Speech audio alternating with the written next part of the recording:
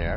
The United States Secretary of State and Secretary of Defense have been meeting with their Indian counterparts in what is being called the 2+2 dialogue. Despite Donald Trump taking a wrecking ball to many U.S. relationships, it seems there is a desire for ties to India to retain some continuity. So what are the two parties discussing? What shared interests are being discussed? What frictions remain to be worked out? To discuss these issues and more, I'm happy to be joined in the Beijing studio by Mr. Yang Xiyu, Senior Fellow with the China Institute of International Studies, and Atul Aneja, Associate Editor of the Hindu. We shall also speak via satellite to Richard White, Director of the Center for Political Military Analysis at the Hudson Institute in Washington, D.C. That's our topic. This is Dialogue. I'm Yang Rui.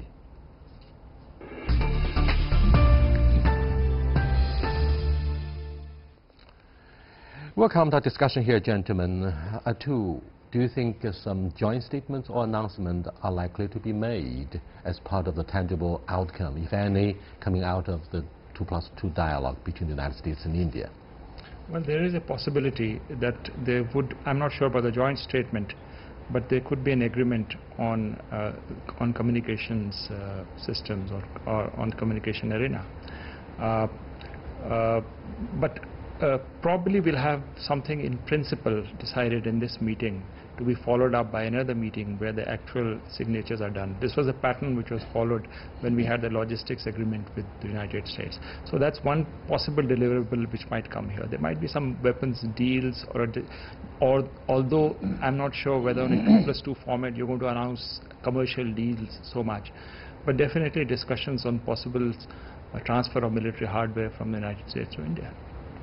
Xiyu, I'm afraid at this stage of the 2+2 mechanism between the United States and India, this symbolic mechanism is likely to be shaped more by principles than by substance. However, with the introduction of the idea Indo-Pacific instead of Asia-Pacific, the Chinese have good reasons to be concerned with the implications of the change in the name, despite the substance versus style debates. I'd like to have your thoughts. Well, let me put it back this way. It's a really fundamental question to many Chinese strategies. Firstly, from Asia-Pacific to Indo-Pacific really alarm many Chinese. And what is the reason? What is the rationale? What is the true intention behind Trump administration? Simply because, you know, the fact is... I'm afraid this idea was first initiated by the Obama administration. Yes, exactly. The interesting thing is, President Trump denied and overthrew almost every important decision and policy made by Obama, except this initiative. And so what is the reason? I think basically two. One, for better the so-called balance of power, introducing India into this structure for better balance of power at American advantages. And number two, by enhancing, by expanding from Asia-Pacific to Indo-Pacific to enhance India's influences in this region to balance or to counter China. So the two reasons. But the problem for Trump is whether or not India will totally accept the ideas or the plans by the United States. So China is nervous, but not too nervous about this idea. For example, whenever Americans talk about Indo-Pacific, I said, well, what is the exact scope, geopolitical and geographical scope of the region? I wonder if, so for example, some of Eastern Coast African countries should be included the Indo-Pacific, because those countries are really face in Indian Ocean. When you talk about the Indo-Pacific, India, of course, and other South Asian countries. So how about the African countries? And then Americans say no, no including African country. So basically, they haven't got a clear definition from geopolitical to geographical meaning. Thank you very much. Let me cross over to Richard White. Hello, Richard. Well, we're discussing in the Beijing studio about implications of the change from Asia-Pacific to Indo-Pacific. Does that imply the message of containing China, given the alleged assertiveness of China's military build-up? The name change really follows from what we've seen actual policies develop under the Obama administration and now continued under Trump, which is to look at India as part of the East Asia equation more than as part of Central Asia and Afghanistan. As you know, it used to be that India, Pakistan, and Central Asia and Afghanistan were all in one command, or divided between two of them, and now they're all in. Clearly, the Indians are part of the Pacific, and that partly reflects concerns about China, but it's also meant to increase opportunities for India to interact with members of what's sometimes called the Quad.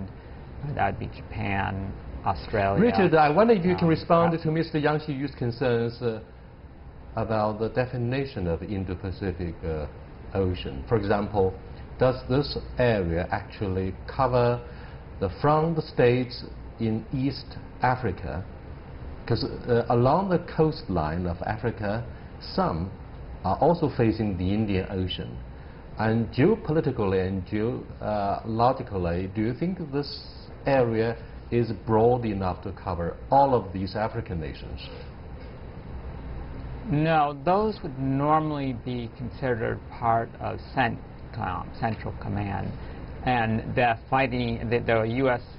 Military role there is primarily counter-terrorism, counter-piracy, preventing failed states. So it's a different kind of agenda for the most part than what we're seeing in the Asia-Pacific, which is a very fluid situation, unlike Europe, among some powerful countries, China, Russia, the U.S., Japan, India, and others, and it's trying to manage that kind of fluid situation to promote cooperation where possible and engage in balancing where necessary.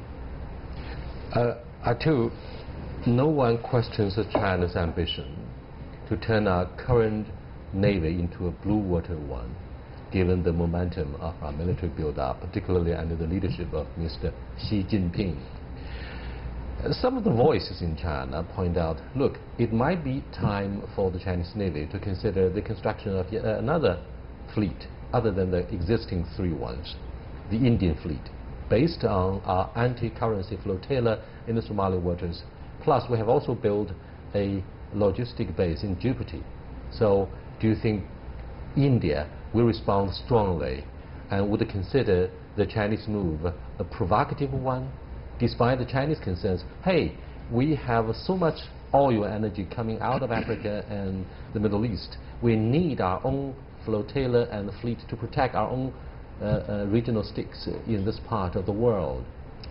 Well, frankly, I think we should not miss the big picture here. That for China, it is important for various other reasons. For example, like the Belt and the Road Initiative, to have India on board.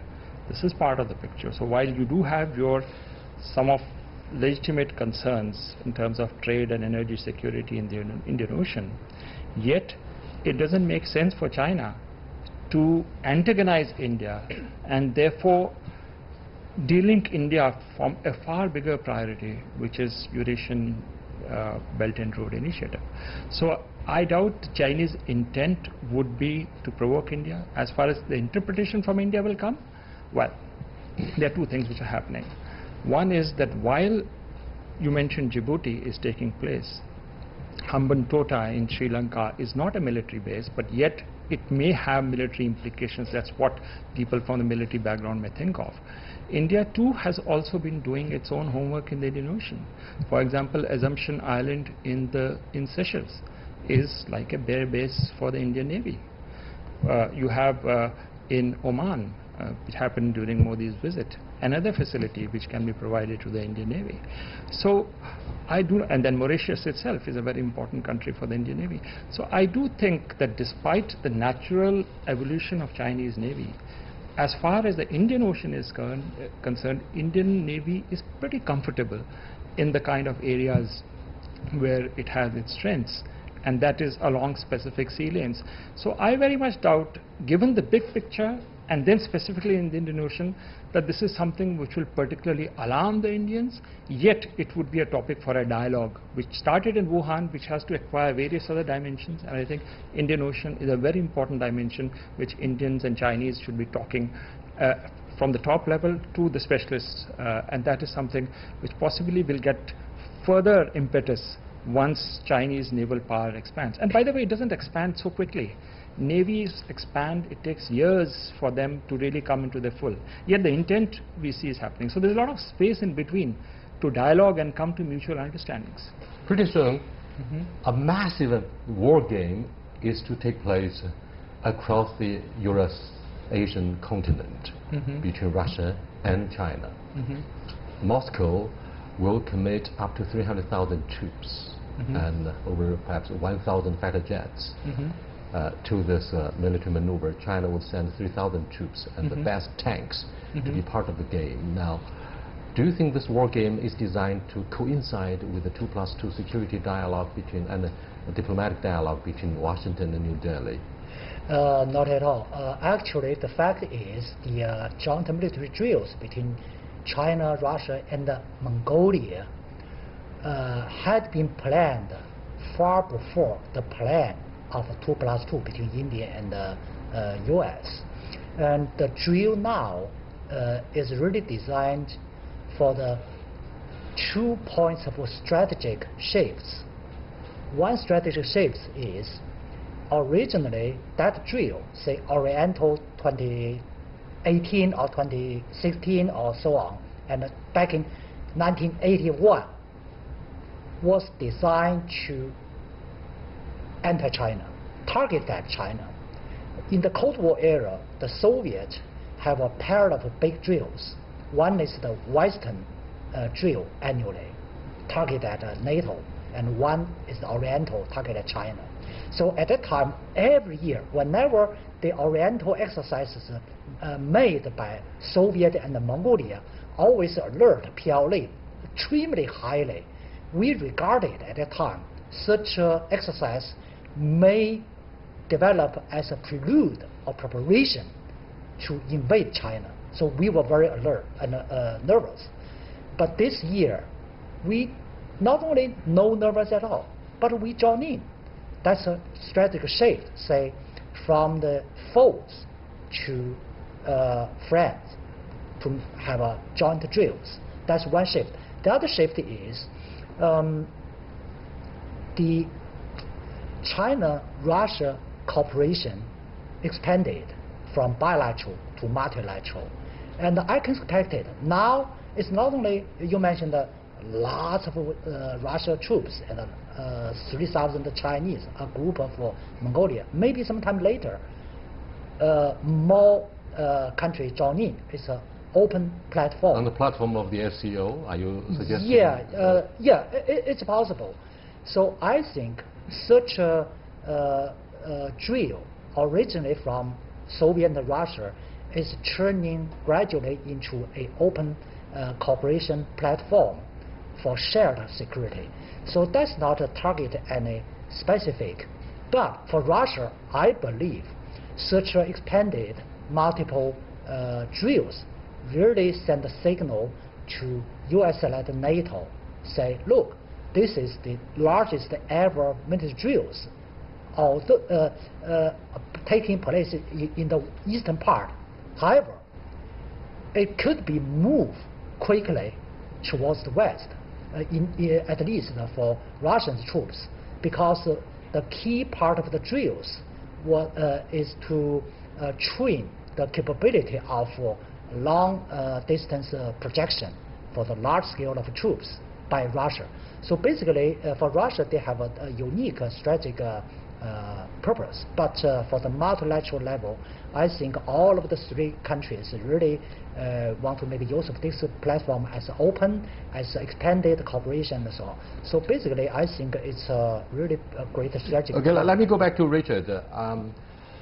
A brief review of history, which showcased the arch geopolitical rivalry between Moscow and Beijing. One wouldn't be surprised when they are greeted with a very strong skeptical voice concerning the intent of Moscow. Here is a conspiracy theory, even inside China, that Moscow plans to involve China into this war game to antagonize or further antagonize Washington. And therefore, the strategic pressure on the western front of Russia would be alleviated, if not diluted. And they want to tie China firmly to the wagon of Moscow, so that any efforts by Beijing to get closer back to Washington would be seriously compromised. What do you think of this concern, Richard? A valid one, but this is not unknown. I mean, what Russia has also tried to do is benefit from China's economy. So Putin famously said, let's hitch our sails to China's boat and they'll carry us forward.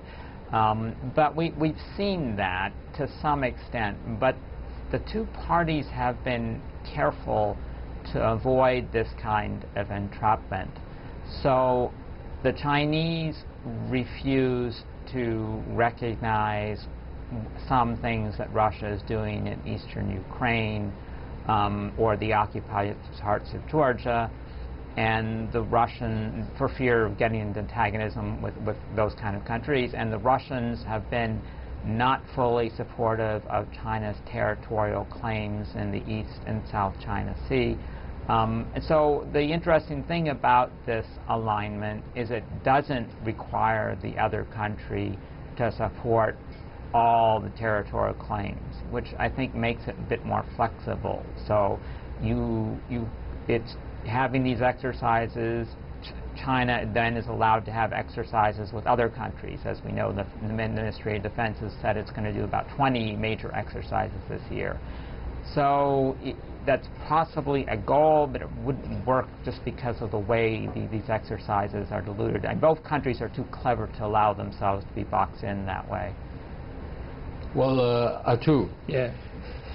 Ever since the years of Boris Yeltsin, the two governments, Moscow and Beijing, agreed to forge strategic partnership instead of mutual treaty alliance, in Chinese, 结伴不结盟, and therefore, Richard said correctly that this policy would allow the two governments to be more flexible in making their choices. Having said this, do you think, I mean, what do you think of the Chinese participation in the war game? Does it respond to the 2+2? No, I don't see it as any connection with the 2+2, and here I go with what Professor Yang has said. But where I do see a connection is with the relationship between China and the United States in the era of Trump, which is the so-called trade war, which is another label to arrest China's rise, which is far deeper than what this label of trade war seems to suggest. It's the sanctions against Russia which have taken place. So the context is very important of this exercise which is taking place, where US is the elephant in the room. We may not like to accept it, but that's to a neutral observer, that is something which is obvious. And therefore, though there is flexibility in terms of the kind of participation in terms of military terms you may have, but the messaging I think is pretty clear over here.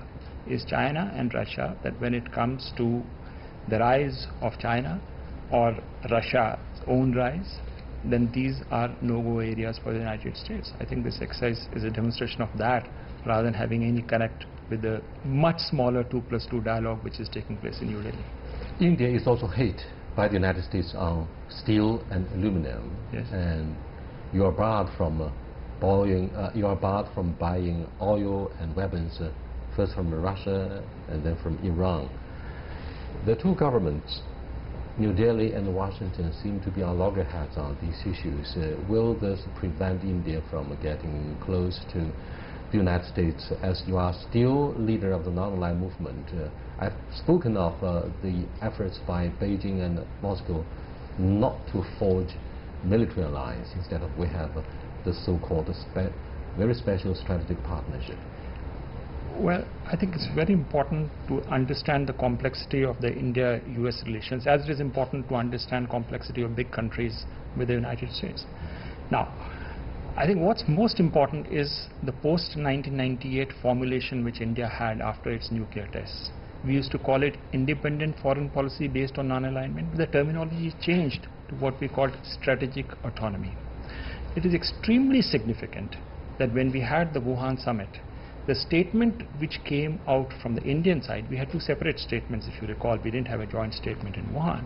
The Indian statement very categorically mentioned the strategic autonomy of India. I think that's a doctrinal position which India adopts, which would mean that A, you cannot be part of any alliance system in the new era after the Cold War.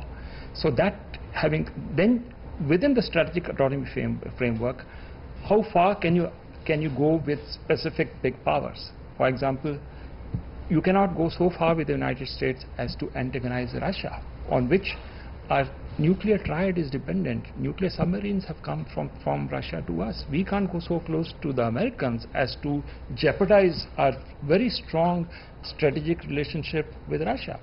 When it comes to China, China is a neighbor. We cannot get into a containment format with the Americans against China. People talk about Indo-Pacific, etc. But there is a wide spectrum you can go within the Indo-Pacific platform.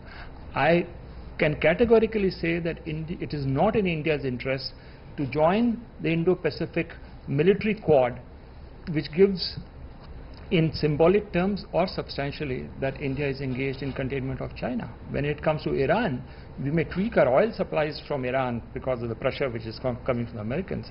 But when it comes to Chabahar port, which is a critical lifeline to Afghanistan, I doubt whether the Indians are going to compromise on that.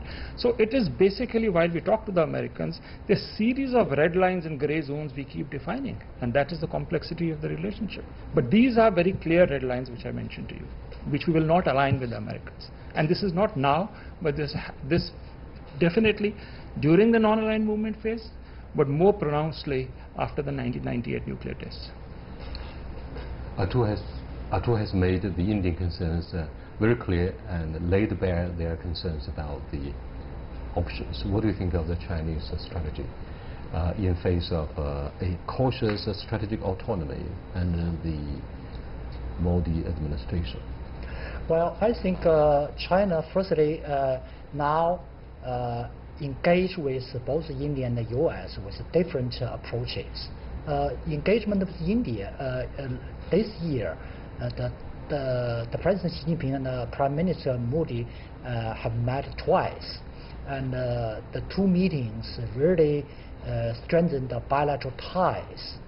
And just like Prime Minister Modi said last April, the meeting he had with Xi really opened a new page for the bilateral history.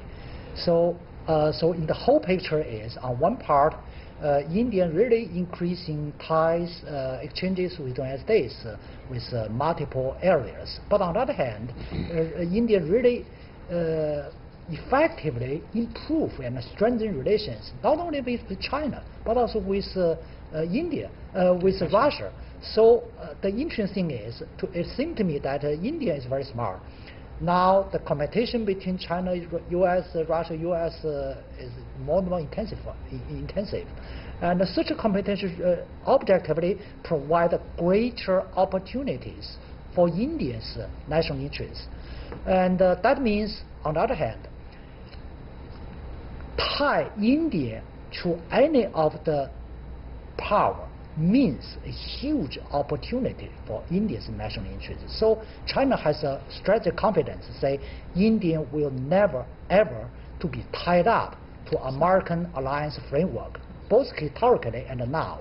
Historically, India was the leader of non-alliance movement in the world. And now non-alignment remains the core doctrine of Indian foreign policy. So on one hand, we do concerned about the military cooperation and the nuclear cooperation between U.S. and India. But on the other hand, we do have a strategic confidence because of the nature of Indian diplomacy. Let me cross over to Richard. Other than the 2+2 security and diplomatic dialogue between India and Washington, what are the other mechanisms that the United States could employ to limit the Chinese influence in the Indo-Pacific Ocean? For example, the 5 treaty allies that the United States boasts of in East Asia. Do you think, for example, the mutual defense treaty between Washington and Manila, between the United States and Canberra, Australia. Now you have so many, particularly the one U.S.-Japan Security Pact that lays the groundwork and serves as the cornerstone for maintaining stability and security in Northeast Asia, according to the American analysis. Right. The Indians have shown no interest in becoming a formal military ally of the U.S. So the process has been proceeding somewhat differently. The U.S. has been granting India the status of a major U.S. ally without the formal treaty of mutual defense. And so we have these these foundational agreements that we're working on that would allow India access to the most sensitive U.S. intelligence, relaxation of kind of weapons we would sell India, the kind of weapons we would only sell very close allies. Although it's not active now, there was a thought that India would join the TPP, and so you'd have a big trade bloc, include India in that. So it's proceeding this way, partly because India wants to limit the constraints on its foreign policy, and 2, because as you laid out, in Asia there's a rich network of different mechanisms that the U.S. and other countries have developed. And so these are working themselves out as the Indians are comfortable moving closer to ASEAN, or they just joined the Shanghai Cooperation as an organization too, although it's not only U.S. alliance, it does show that they're looking for new paths and diplomatically. Xu, very quickly. Recently, the United States has suspended a package worth $300 million in financing to Pakistan, something viewed positively from New Delhi's angle. What does that suggest about how the U.S. is looking at the regional strategy? During the Obama administration, Richard Holbrooke, the late one of the movers and shakers, adopted or executed the Obama administration's APEC strategy. Now, do you think the APEC strategy still exists? Well, I think that the strategy has failed, and the Trump administration is trying to develop a new strategy toward the region. And the action you mentioned, suspend the finance package, is one of the pressure tools to force Pakistan to follow Americans' strategy or policy. And however, the policy and the strategy of this region of the United States remain under evolution. Thank you so much. That's the end of this edition of Dialogue on the recent 2+2 security and diplomatic dialogue between New Delhi and Washington. I'll see you next time. Bye for now.